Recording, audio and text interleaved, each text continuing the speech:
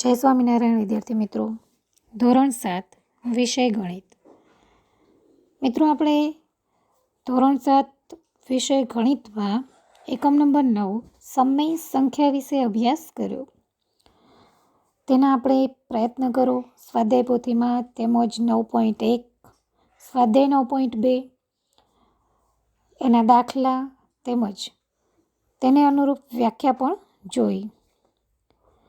હવે આપણે આજે થોડાક વધારાના દાખલા સમજીને સમય સંખ્યા સમજીશું.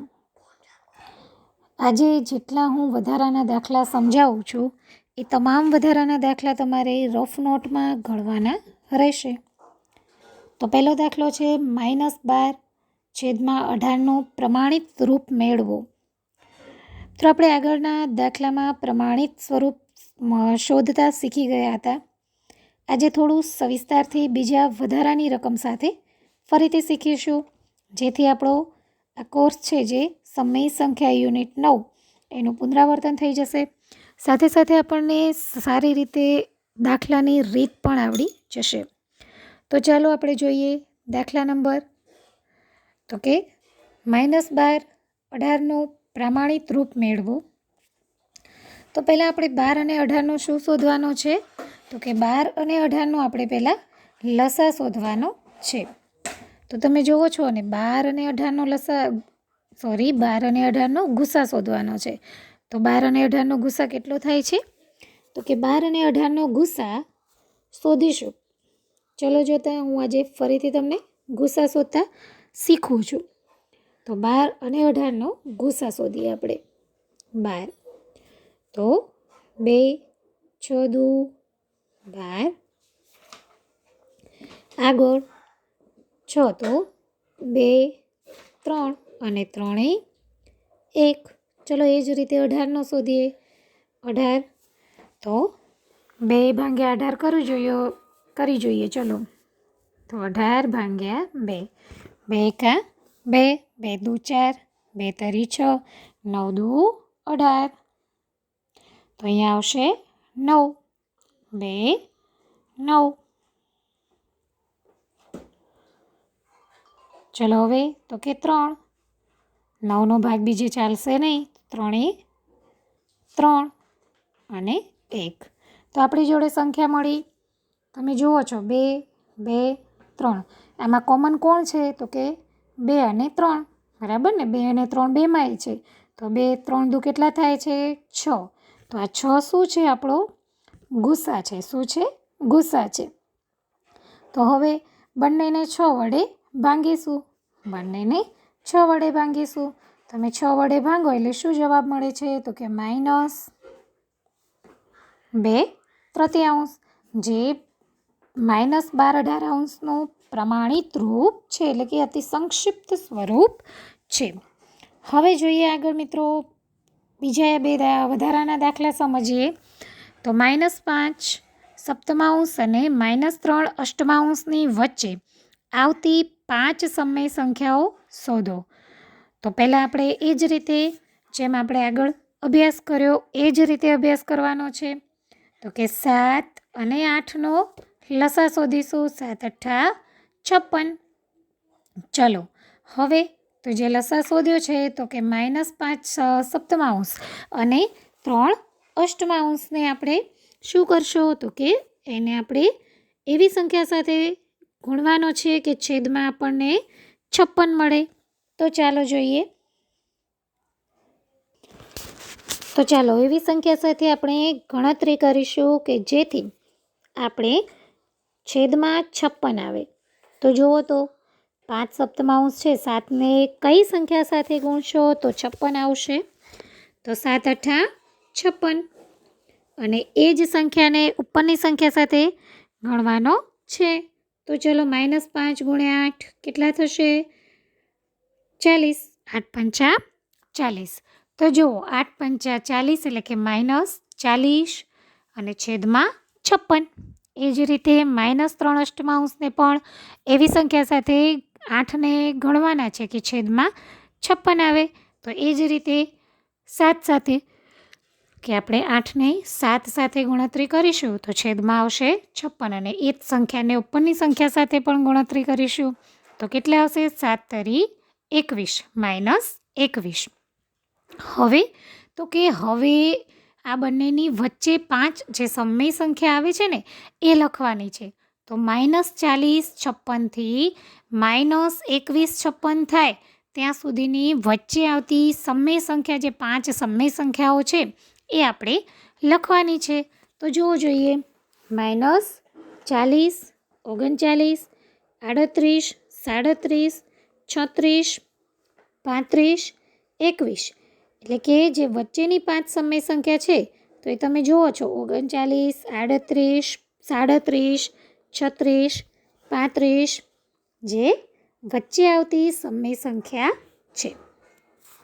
ચાલો હવે આપણે જોઈએ પેટર્ન બનાવવાની છે એટલે કે પેટર્નમાં વધુ 4 સમય સંખ્યાઓ લખો. પેટર્નમાં આવતી વધારે 4 સમય સંખ્યા લખવાની છે. તો આગળ પણ આ અભ્યાસ આપણે કરી ગયા છીએ કે તમને જે આ પેટર્ન આપી છે અને મિત્રો જ્યારે તમે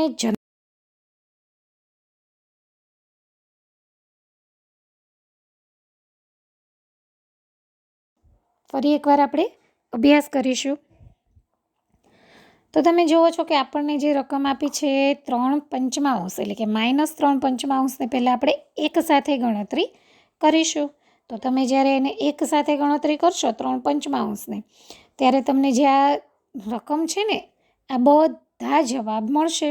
પહેલાં 3/5 છે અને આપણે એક સાથે ગણતરી કરશો તો જે આપેલી સંખ્યા છે એ જ મળશે. ચલો હવે આપણે 3/5 લાવવા છે. તમે જુઓ 3 એકા -3 અને 5 એકા 5. તો આ રીતે તમને એક સંખ્યા મળી ગઈ. હવે બે સાથે જે આપેલી સંખ્યા છે -3/5 એને બે સાથે ગણતરી કરીશું તો કેટલા મળે છે? તો જુઓ -3 × 2 તો 3 દુ -6 અને 5 દુ 10. તો જોવો જોઈએ બીજી સંખ્યા મળી ગઈ. એ જ રીતે અહીંયા 9/15 છે તો એને 3 સાથે હવે બે પહેલાં એક સાથે ગણતરી કરી, બે સાથે હવે 3 સાથે તો 3 તરી 9 અને 5 તરી 15 -9 અને 15. એ જ રીતે આપણે આગળ અભ્યાસ કરીએ. તો જુઓ માઇનસ જે છે એક જ મિનિટ હવે ધ્યાન રાખો તમારે હવે આ સંખ્યા જોઈએ છે ને તો 4 સાથે જુઓ ગણતરી કરે છે તો 4 તરી 12 એટલે કે -12 અને 5 ચોક 20. તો આ આપણી સંખ્યા. હવે શું કહે છે તો કે આ તો આપણને આપેલી સંખ્યા હતી પરંતુ એના પછીની 4 સમય સંખ્યા આપણે શોધવાની છે. તો તમે શું કર્યું મિત્રો પહેલાં? તો કે પહેલાં 1 2 3 અને 4 સાથે ગણતરી કરી.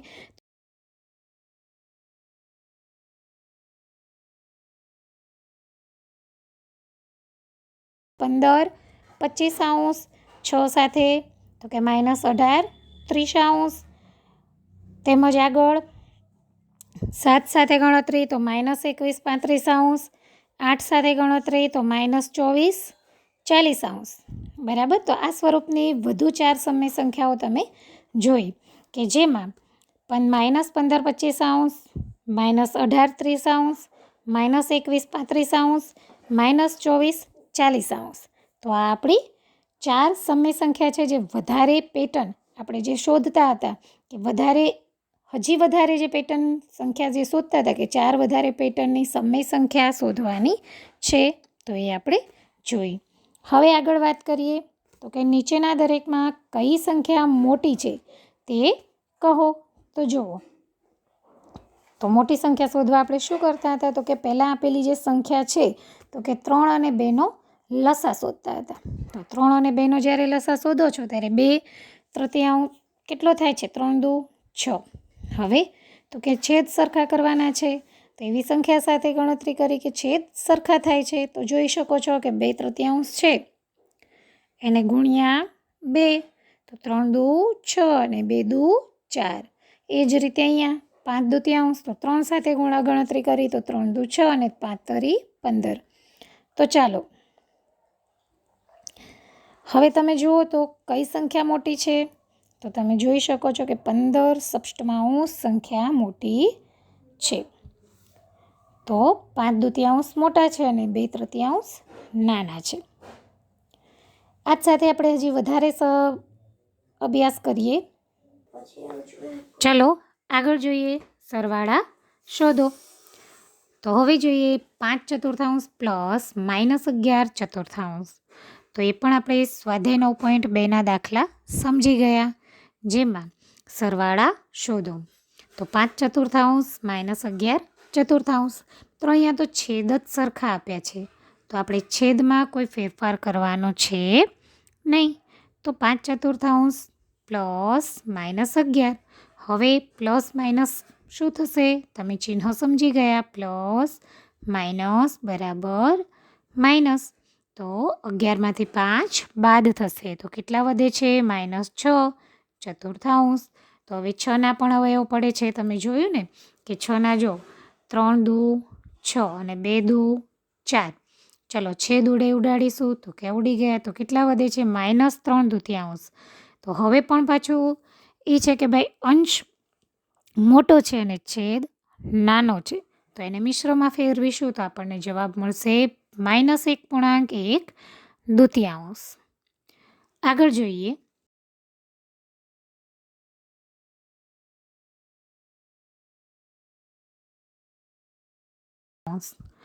તો 10 અને 15નો લસા લેવો પડશે. કેમ? કારણ કે છેદ સરખા નથી. તો છેદ સરખા કરવા માટે આપણે શું કરવું જોઈએ? તો કે લસા લઈશું. તો 10 અને 15નો લસા થશે 30. હવે આપેલી સંખ્યાને એવી સંખ્યા સાથે ગણતરી કરવાની છે કે છેદમાં 30 આવે. તો જો 10 * 30 અને 15 દુ પણ 30. ઉપરની સંખ્યાને પણ એ જ સંખ્યા સાથે ગણતરી જે આપણે આગળ અભ્યાસ કરી ગયા છીએ. તો -9 × 3, 10 × 3 તો 9 * 27, 10 * 30, 22 દુ 44, 15 દુ 30. હવે આપેલી સંખ્યાને આપણે સરવાળો કરવાનો છે. તો અહીંયા પણ તમે ચિહ્ન જુઓ છો, માઇનસ પ્લસ માઇનસ. તો 27 -27 પ્લસ 44 છે. તો 44માંથી 27 શું થશે? બાદ. કેટલા આવે છે? 17/3. તો આ આપણો જવાબ છે. આગળ છે દાખલા નંબર. હવે કહ્યું છે કે ભાઈ માઇનસ, અત્યાર સુધી આપણે સરવાળા શોધે. હવે બાદબાકીની વાત છે. તો કે બાદબાકી જે છે એમાં પણ છેદ સરખા કરવા ખૂબ જ જરૂરી છે. જેમ તમે સરવાળા કરો છો એમ જ બાદબાકી. માત્ર અહીંયા ચિહ્નને ધ્યાન રાખવાનું છે. Minus minus plus, plus plus plus, minus plus minus, plus minus minus. તો ચાલો હવે છે 7/4.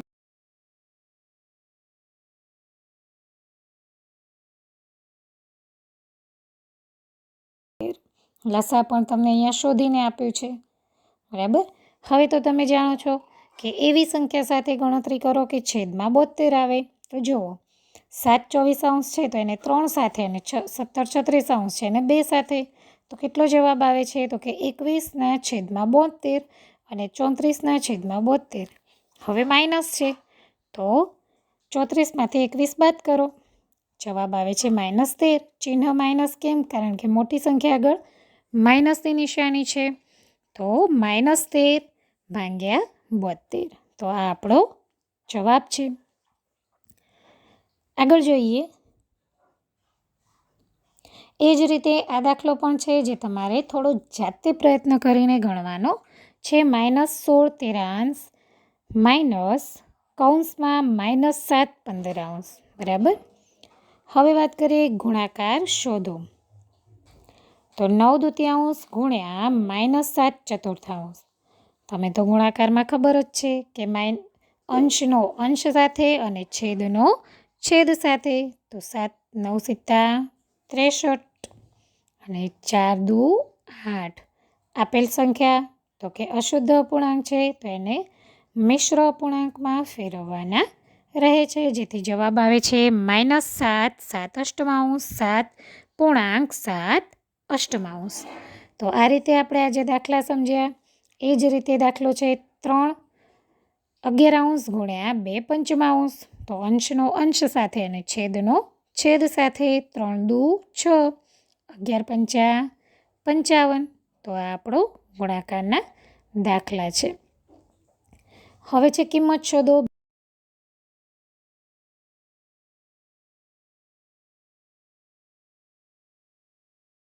જો ન સમજાય તો છેદમાં 1 સમજી લેવાનો, બરાબર, જે અહીંયા મૂક્યો જ છે. તો -4 ગુણ્યા 3 દૂતિયાંશને શું કરશો? તો કે વ્યસ્ત કરી દઈએ આપણે. 2/3, અહીંયા 2/3 છે ને, તો કેટલા કર્યા? 3 દૂતિયાંશ. હવે ગણતરી 4 તરી 12 અને 1 દુ 2. ચલો, જે છેદ ઉડે છે તો જવાબ આવે છે -1 -6 1 છેદમાં, એટલે 1ની કોઈ ગણતરી નથી તો જવાબ આવશે -6. તો આ રીતે આજે જે કરાવેલા દાખલા છે બધા જ તમારે રફ નોટમાં ગણવાના રહેશે. જય સ્વામિનારાયણ.